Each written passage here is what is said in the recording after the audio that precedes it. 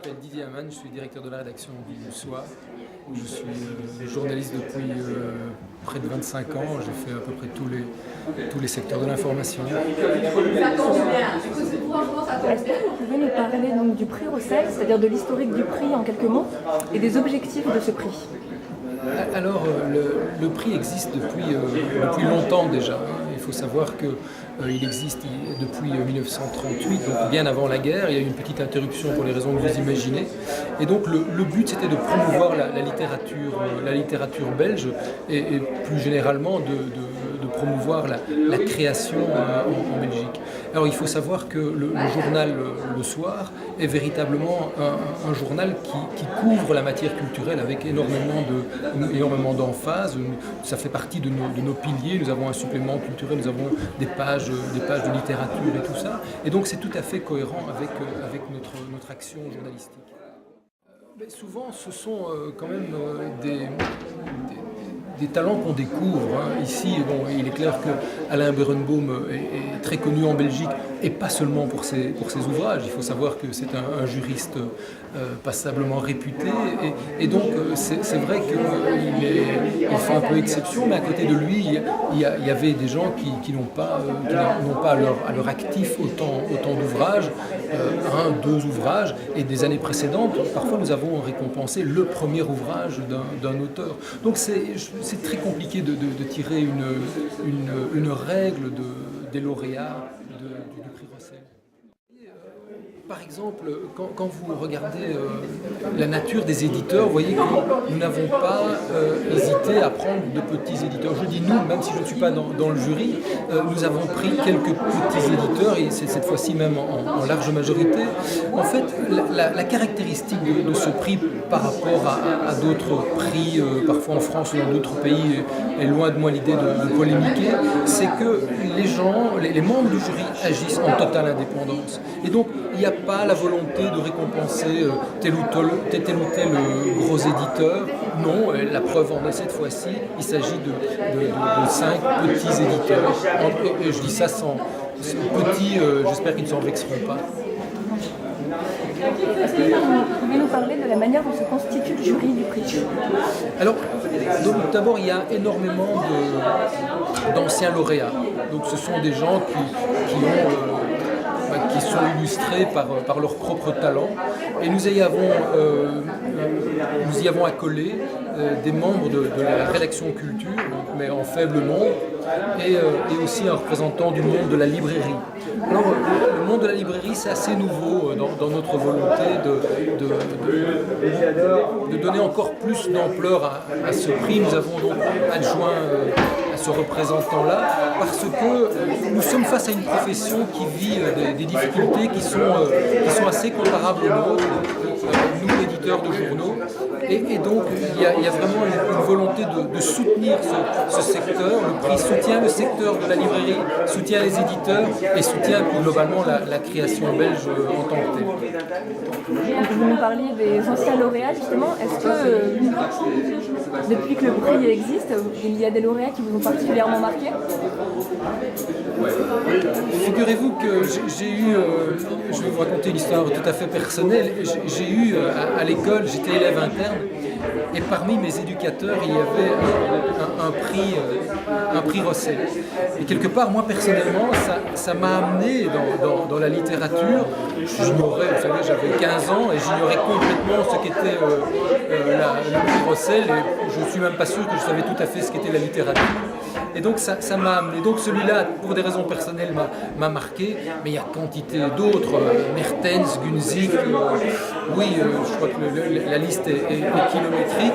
Mais aujourd'hui, celui qui frappe surtout la critique française, c'est par exemple Gunzig, qui est encore aujourd'hui dans notre jury, qui a une tâche considérable, parce que lire 50 ou 70 ouvrages, ce n'est pas rien. Il y a du bon, mais il y a aussi parfois un peu de moins bon.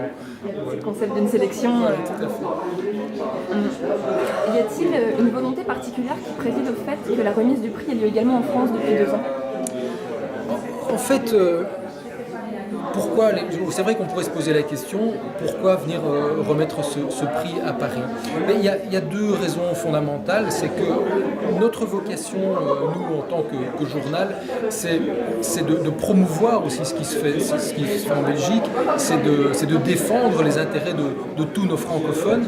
Et je pense qu'il y a une volonté de promouvoir notre création en dehors de notre petit confetti. Vous savez, la Belgique francophone, c'est 4-5 millions de personnes, donc c'est un tout petit marché. Donc, si on pouvait faire profiter de notre tremplin l'ensemble des créateurs, des littérateurs belges, je pense que nous en serions ravis. Et quelque part, c'est la vocation de ce prix. Et donc, depuis 2 ans, c'est vrai que nous avons une remise de prix ici, que les Français se rassurent, n'avons pas l'intention de monter sur Paris dans un élan balsacien et de jouer l'assaut sur Paris, de vendre des journaux sur Paris. Non, le journal Le Soir reste confiné dans son petit confetti belge, mais ça ne l'empêche pas de sortir de ses frontières, mais pour des motivations bien précises qui sont celles de faire la promotion de notre création belge, dont le journalisme est une forme, mais pas la seule. Bien sûr. Justement, à ce propos, nous, même en tant que lecteurs français, on est confrontés à une surproduction éditoriale qui noie parfois les petites maisons d'édition, justement, comme vous en parliez tout à l'heure. J'imagine qu'en Belgique, vous êtes également confrontés à ça. Mais j'ai presque envie de dire que non seulement on a la production française, mais on vient s'y ajouter la production belge qui arrive plus au compte-gouttes en France. Donc ce problème de surproduction littéraire, nous y sommes tous confrontés dans le monde entier. Ce que l'on peut se dire à ce propos, c'est que justement la vocation d'un prix comme le nôtre, c'est de jouer cette sélection par des professionnels. Et je pense que si vous achetez les 5 ouvrages là, qui sont sélectionnés par le prix Rossel, vous êtes quasiment sûr de ne pas perdre votre temps le soir lorsque vous lisez ces ouvrages. C'est un objectif de valorisation. Tout à fait, de valorisation, de hiérarchisation, de sélection. C'est un peu la prolongation de notre métier de journaliste, avec encore une fois ce critère d'indépendance qui est extrêmement important pour la rédaction du soir, qui est extrêmement important également pour le jury dans son ensemble, qui n'est pas composé uniquement de journalistes comme je l'ai dit, mais aussi de gens qui nous suivent depuis de longues années pour faire ce travail quelque peu fastidieux, il faut bien le reconnaître. D'une littérature belge, ou peut-être pensez-vous qu'il n'y en a pas, c'est une question ouverte. Oui, il faut parfois un peu se forcer pour essayer de trouver des différences avec la littérature française, dont nous sommes quand même à 99% inspirés, soyons clairs.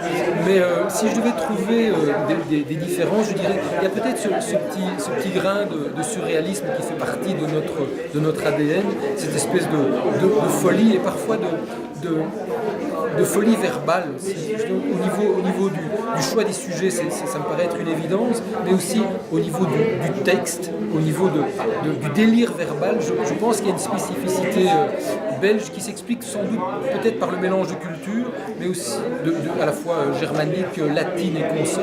Et je pense que ceci est un peu à l'origine de cette fantaisie qui nous distingue, je crois, dans le monde francophone. Justement, Alain Berenbaum parle souvent de fantaisie dans son livre, Monsieur Optimiste. Est-ce que pour vous, pouvez-vous nous dire un mot sur Monsieur Optimiste et sur son appartenance à la littérature belge? Est-ce que ça correspond à la définition que vous venez d'en faire? Ah oui, tout à fait. C'est cette facilité qu'il y a à mélanger un sujet grave. On ne peut pas imaginer un sujet plus grave que la Shoah. Je veux dire, c'est inimaginable. Mais le traiter, je ne dirais pas avec humour, mais avec esprit, avec détachement, avec un brin de wit, d'esprit. Ça, pour moi, ça fait toute la spécificité de cet ouvrage. Mais pour moi, le véritable intérêt de cet ouvrage, c'est justement par sa facilité d'accès de rappeler aux jeunes générations tout ce qui s'est produit pendant la guerre et ce qu'ont vécu certains peuples qui ont été écrasés. Alors, je ne vais pas faire de mélo, mais pour moi, ça, c'est la véritable vocation de cet ouvrage, et il le fait encore une fois avec une facilité d'accès qui est relativement déconcertante. Merci beaucoup.